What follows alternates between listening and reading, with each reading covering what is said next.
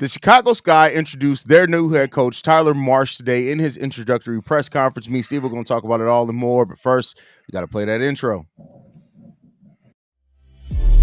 Welcome to Chicago Sky Central, and here's your host, Haize. What's going on, Sky fans? Welcome to another episode of Chicago Sky Central, your number one spot for everything Chicago Sky related. We got Stevo, myself, Haize in the building today. Stevo, it's been a little bit of a minute.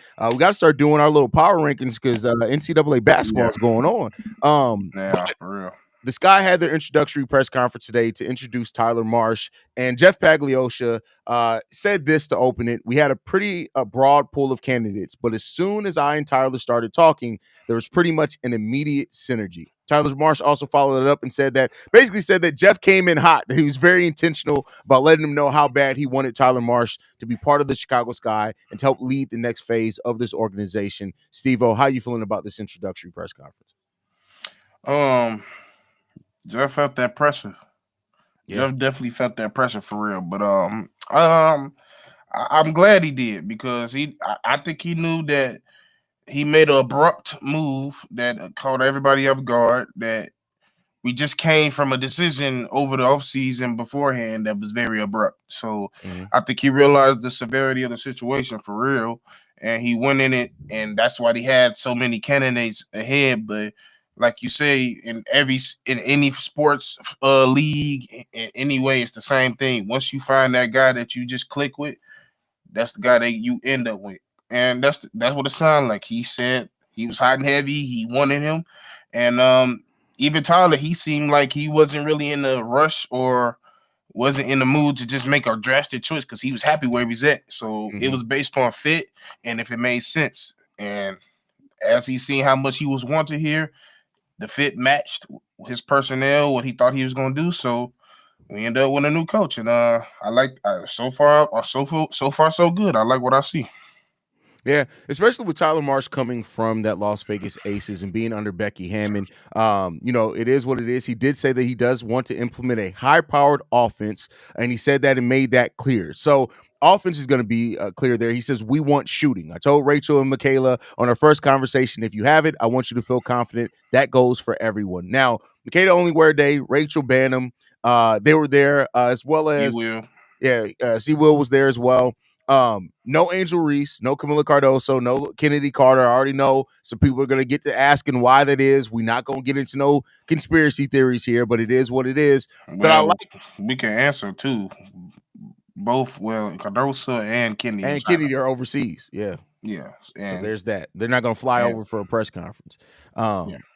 So, it is what it is. It did come out that he was being pursued as well by the Sparks and some other organizations. So, you like to think that with Marsh coming here and agreeing and what he came from, the pedigree that he comes from as well, being a coach, he's coached in the NBA, he's coached in the G League, he's coached in the W, and that in high school, there's something that they're bringing here, or that Jeff Pagliosha was able to sell him on to really get him to buy into what the Sky are trying to do here. And make no mistake about it, it seems like from Jeff Pagliosha as well, like this is a move that the Sky are looking at, saying that this is a player that a coach that can develop the players that we have here, but there still is an expectation to compete right away. There's still an expectation. Yeah. And I think that's the most important thing. Like, I think that's what caught the eye of a Jeff Pagliosha. We kind of seen and kind of hear in the innuendos, like he wanted somebody that he know was going to be with the development of this team for the long run. And I don't know why I didn't think it was going to be that, but I guess he just felt like it was more development. He has some more experience in being in player development from high school to college to the pros to every pro league that you can think of. So he's done it all. He has all the experience, and just the way he also masters the X and O's. We know what the type of mindset he has. He said he's going to try to keep the defensive intensity up, because that's just Chicago. That's how we play, and that's the core players that he mentioned, Angel and Camodosa. That's what they're great at. But he's come here to change the offense, to implement X and O's, like you said, implementing more shooting, and most importantly, more player development for any and everybody who needs it.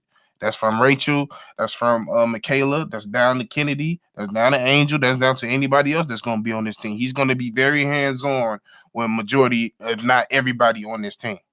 Yeah.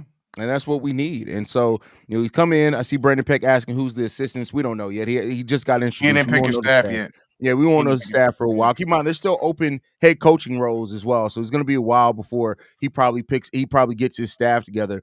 But one of the quotes that came out of here, and I use this for the title of this video, he said this: "For us, we want to set trends. We want to be ahead of the curve. We want to continue to care for our players and put forth the best resources possible so that they're the most successful." Now, we know that the Sky are building their facilities, which we're all excited about. That's going to offer a great opportunity for the players to develop and have somewhere they can go to practice. But to say that they want to be ahead of the curve, that is not something. And this isn't a knock to the Chicago Sky coach. We have not been ahead of the curve at any point of it. We've gotten up Yeah. to the curve at times. But we haven't been ahead of the curve.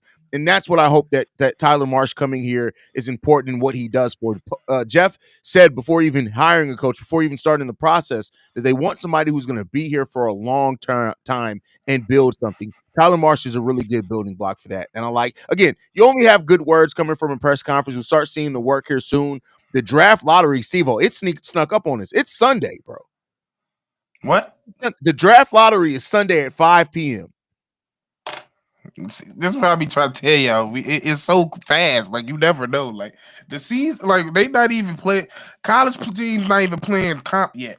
Yeah. It is what it is. That's crazy. Yeah. So we'll be live for the draft lottery. It's going to be a long day because I think we got a Bulls game Sunday.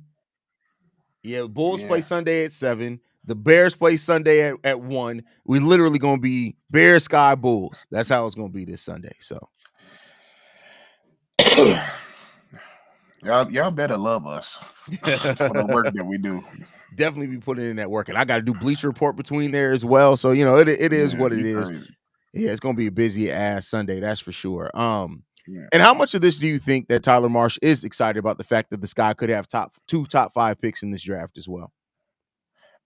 Man, I ain't gonna lie, like, he could be very excited, but like, I think he's more like, that's why I wanted to, like, on the last thing, I wanted him to expand on what he meant by um like, does he mean like the culture? Are you trying to be ahead of the curve of the culture? Are you trying to be ahead X's and O's wise? Or are as an organization getting free agents, making trade? Like, what does he exactly mean? Because I think he might have a vision bigger than what we realize. Yeah, the draft is a part of that, but I think he has more of a bigger picture because he just seemed like the bigger picture type of guy. It's not he's not just one single goal minded. He has multiple. Yeah.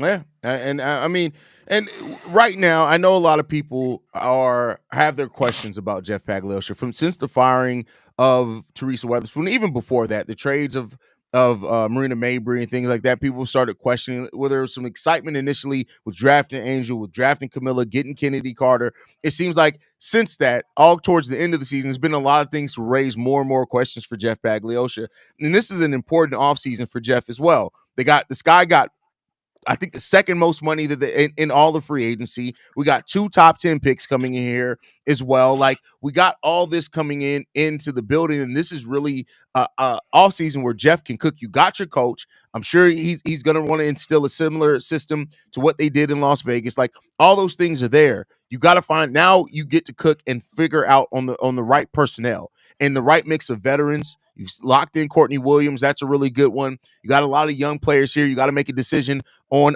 Kennedy Carter and her restricted free agency. You also got the expansion draft coming up. You got a lot of things going on this offseason. And this offer is going to offer, theoretically, Jeff Paglioccia an opportunity to really get to cooking. Yeah, like, I know a lot of people feel some type of way still about everything, but I mean, in this business, like, sometimes some of the best GMs see things that we don't see.